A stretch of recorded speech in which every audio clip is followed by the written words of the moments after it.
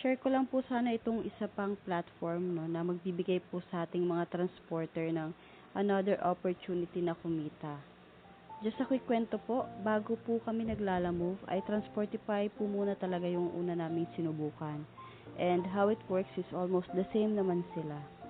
So, sana po itong video na to will add up a value sa'yo na nanonood ng video to. So, magsimula po tayo sa website nila, itong transportify.com.ph. So, basically po, itong website na to will answer most of our questions.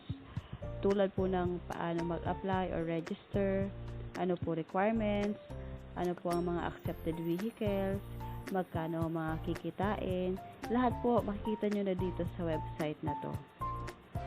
So, simulan po natin, click po natin itong drivers, nandito sa lower part po ng screen. So, click drivers, at saka click to enter. Ayan, nandito na po yung mga tabs na pwede nating i-check. Na po.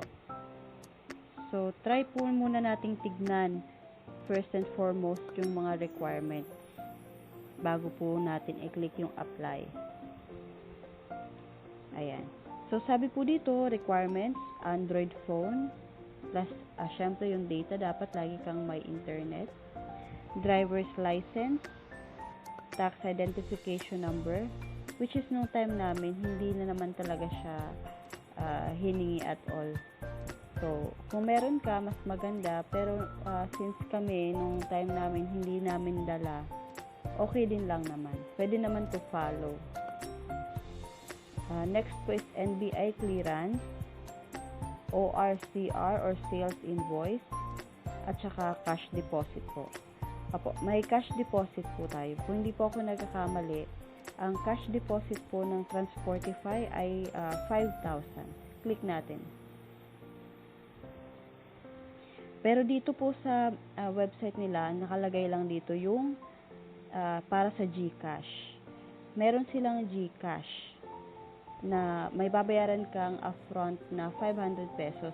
Pero that's for GCash, hindi po yun para sa cash deposit.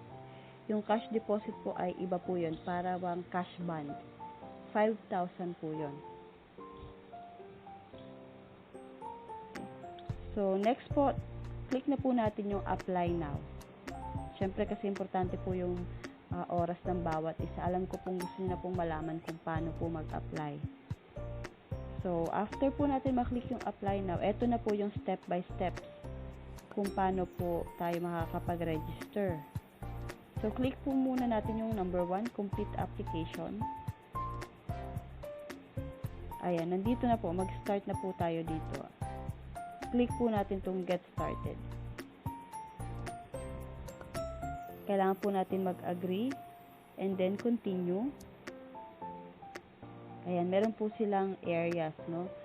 Ay, plano mo po na within Metro Manila lang yung babiyahihin mo. I-click mo na po yung Metro Manila.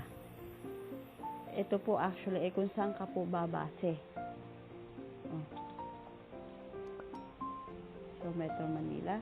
Ayan, kailangan nyo lang po i-fill out lahat ng kailangan dito. Siyempre, mga important information po, katulad nitong pangalan, phone number, address, yung sasakyan po. Ayan po. Once na masubmit mo po yan, makaka-receive ka na po ng text message confirming your application at yung schedule mo po ng napinili ng training. Kung kailan po yung training at kung saan po yung training.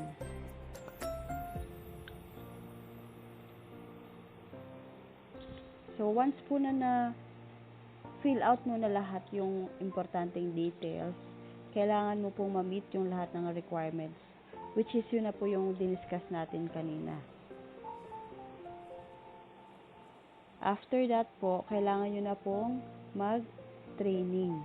So, pupunta po kayo dun sa office na pinakamalapit sa inyo, kung ano po yung naka-indicate dun sa text message na isi-send sa inyo ni Transportify. Most probably po, yung training may take around 3 to 4 hours. Ganyan. Yung training po mismo is mabilis lang, pero dahil may exam, so yun po, yun lang yung medyo nakakapatagal. Pero depende naman po yun sa'yo. Kung matatapos mo po agad, much better. Once po nakapag-attend ka ng training, nakapag-exam ka na, at nakapasa ka, so malalaman mo naman po on the spot kung nakapasa ka. Pwede ka na rin po magpa-activate within that day. So pag na-activate ka na po, at na-activate mo na din yung GCash na ibibigay nila sa'yo, pwede ka na po mag-start automatically.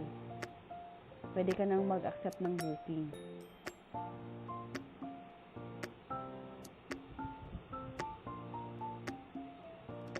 Ano nga po ba yung mga accepted vehicles ni Transportify? Click po natin tong accepted vehicles.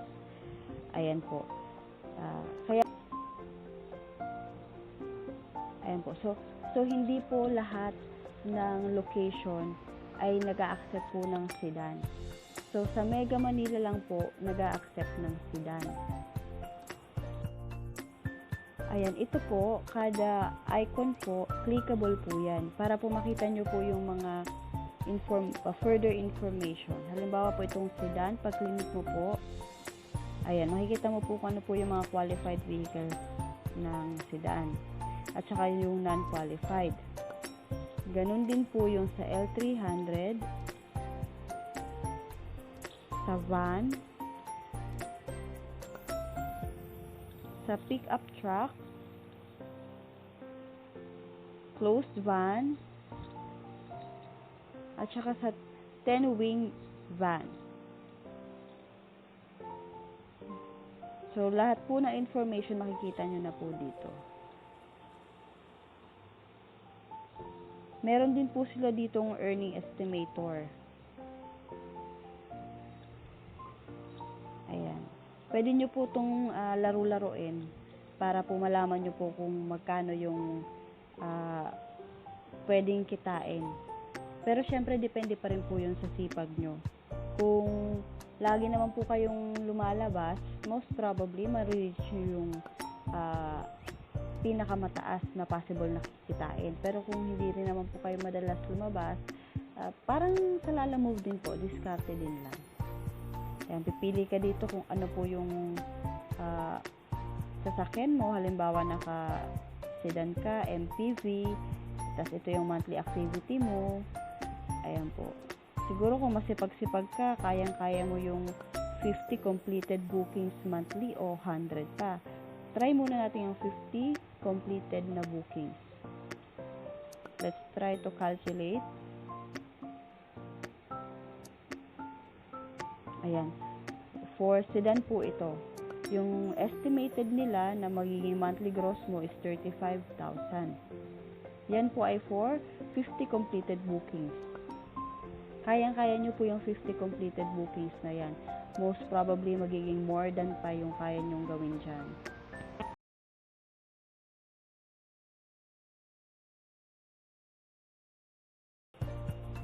Pag meron pa po kayong ibang gustong malaman, meron din sila ditong frequently asked questions. Pwede nyo pong i-click yun. Ayan.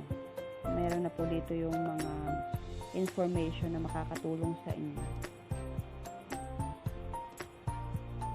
So, yun lang po. In case po na meron po kayong question at kaya ko pong sagutin, drop down lang nyo po yung question nyo sa comment section. Itatry po nating sagutin yon. At yung may mga experience din po dito sa Transportify na gusto mag-share, comment na din lang po kayo para po makatulong tayo sa iba pang transporter na tulad natin. Thank you po sa panonood. God bless you all. Keep safe.